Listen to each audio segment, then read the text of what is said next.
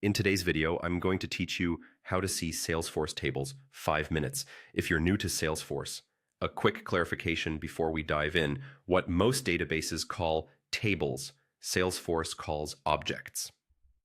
The records inside those objects are your rows and fields are your columns.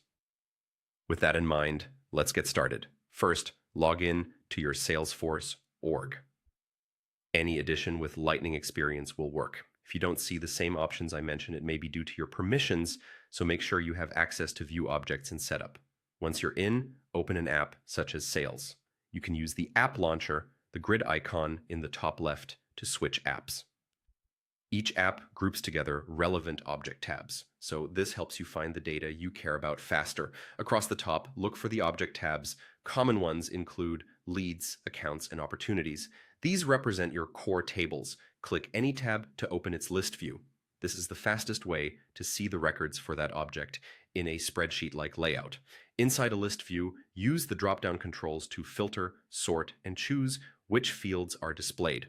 You can switch to another saved view, create your own, or adjust filters to narrow results by owner, date ranges, status, or any field you have access to. Sorting by columns and resizing them can make patterns stand out. If you often return to a particular view, pin it so it becomes your default.